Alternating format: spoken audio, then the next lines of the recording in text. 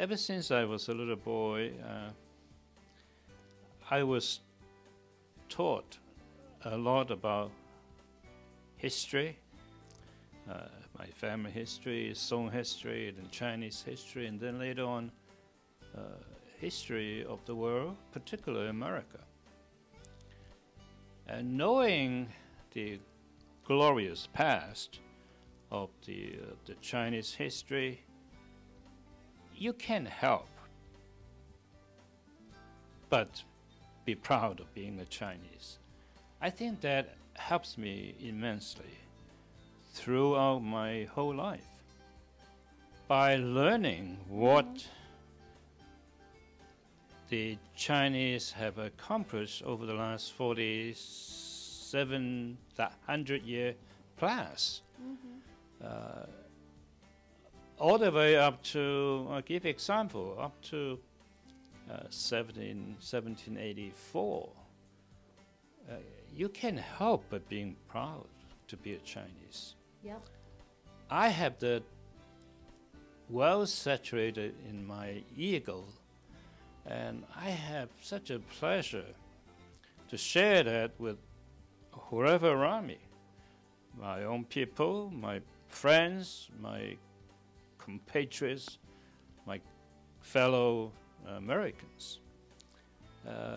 In a way, people enjoy hearing that. That helps a lot because, as you know, our journey over the last 7-8 years is not exactly a walk in the park. There are times you might consider being treated not necessarily equal,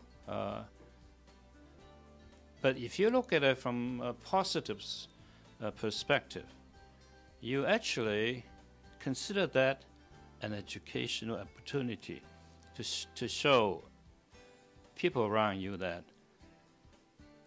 there's a lot to admire, there's a lot to respect, and a lot to appreciate in a Chinese or in the Chinese culture as a whole. I mean, if you have that feeling, you could be sometimes very proud as a person.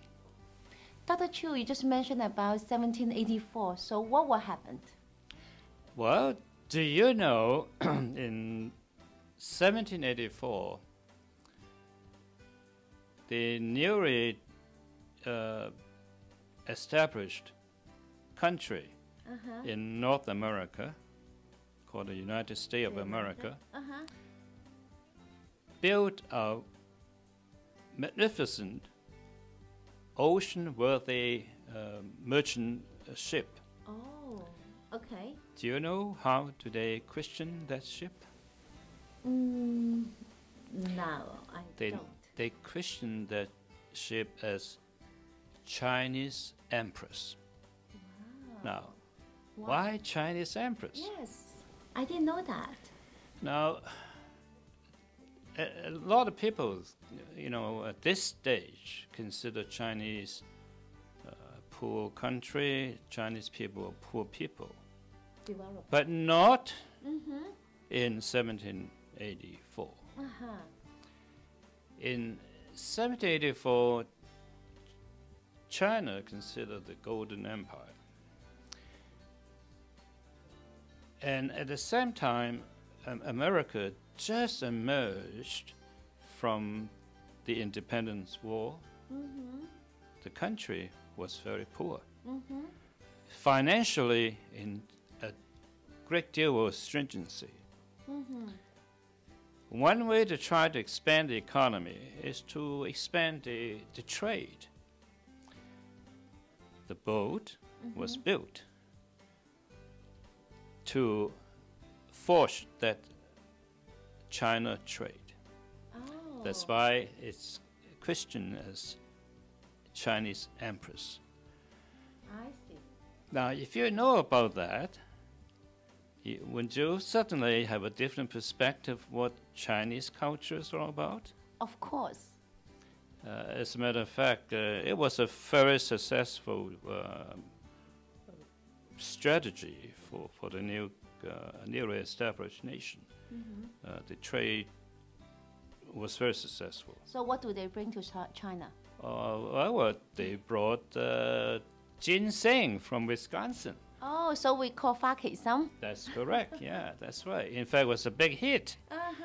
They sell a lot of those fa kei sam, and then what they bring back, they brought back silk, tea, and porcelain, and that trade went on for over a century. So do you want to share with us like the beginning U.S. life when your family just moved here? Well, I mean, think back, you know, when we were in St. Louis, I remember when we all get together, and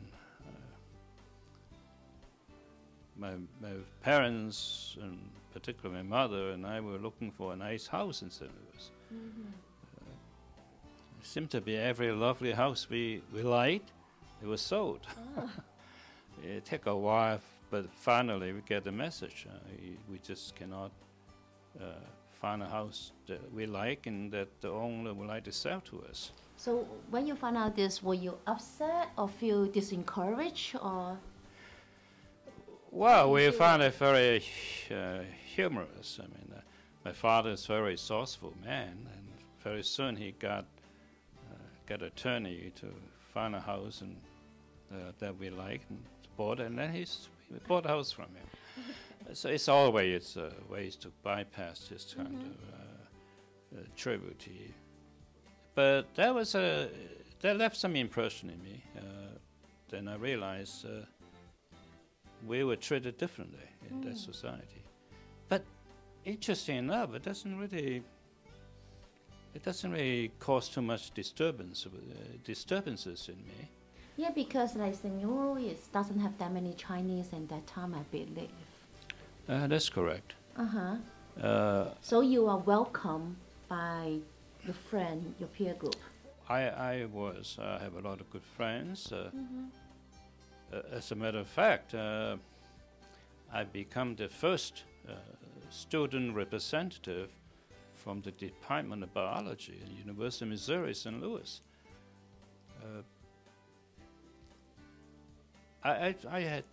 Honestly, I enjoy my school days in St. Louis tremendously. Of course, you think back a lot of things. Sometimes you treat it with sense of humor. I remember one time I drove into a gas station.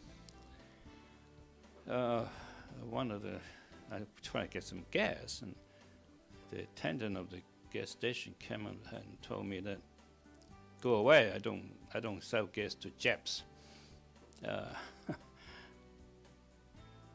Okay, so in that time, how do you react? I look at him. I say, first of all, I am a Chinese American. Secondly, I'm a nice guy.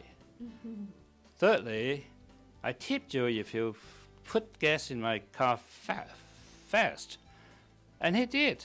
And I somehow accomplished my goal of stopping in that gas station. I guess it's the powerless in our culture, in the Chinese culture, help you to overcome this. Many times. Many times. Yes. And I'm happy because I've solved a lot of problems in a very positive way. And each time I do that, I let my friends, my American friends, Caucasian friends, Jewish friends know that to be Chinese is something to be proud of. Yes.